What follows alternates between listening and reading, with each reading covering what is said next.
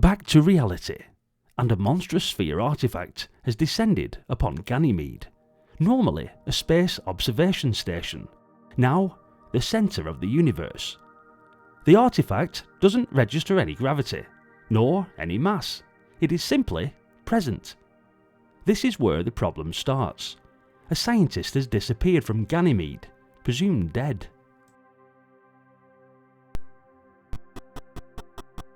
Looking at the cover of the game, I've just realised that he looks suspiciously like one of the speeder bike scout troopers from Star Wars Return of the Jedi.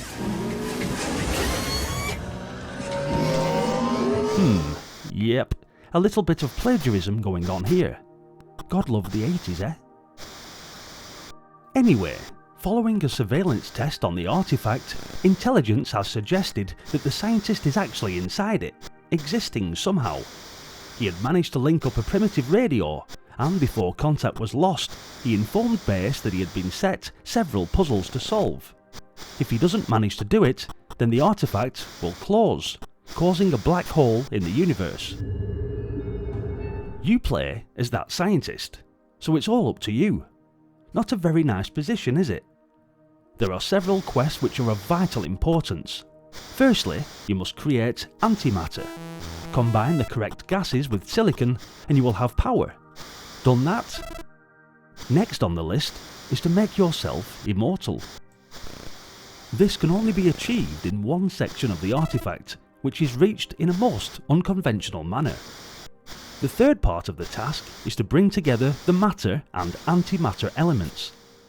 These will only successfully combine in one certain location, and if the preconditions are satisfied. There we go. That's it. The fate of the universe rests on your shoulders. Your surroundings are a series of colourful and well-designed corridors and caverns that twist into contorted arrangements, and you fly around using your jetpack. But this uses precious fuel reserves, so walking where possible is the best option for conserving this fuel, because if the fuel is depleted, then you'll lose one of 5 lives. Scattered around the artifact are some weird containers which hold different kinds of chemicals, and you are able to carry one of these and then switch them around with other containers. Some of these chemicals will mix and create different chemicals or even explosions.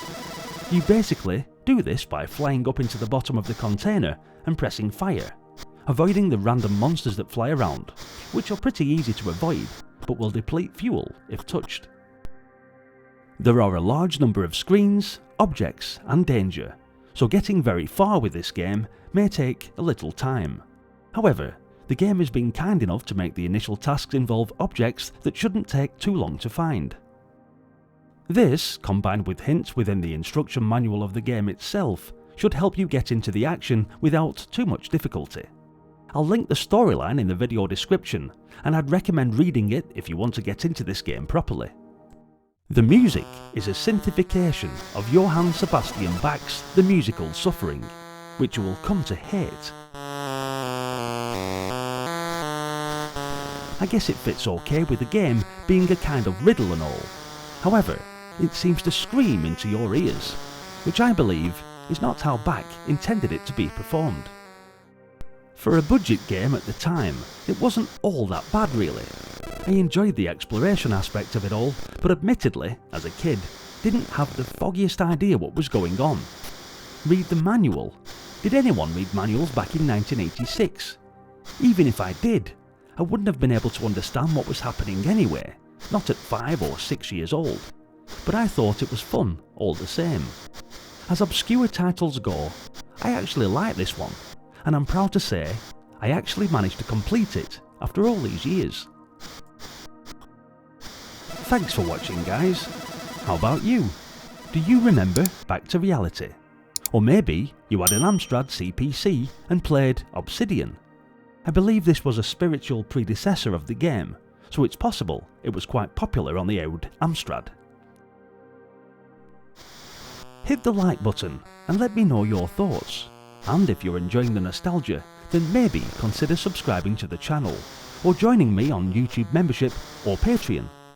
Check out the other games on the playlist where I'm sure there will be more classics that you instantly recognise, and as always, I really hope to see you all in the next one.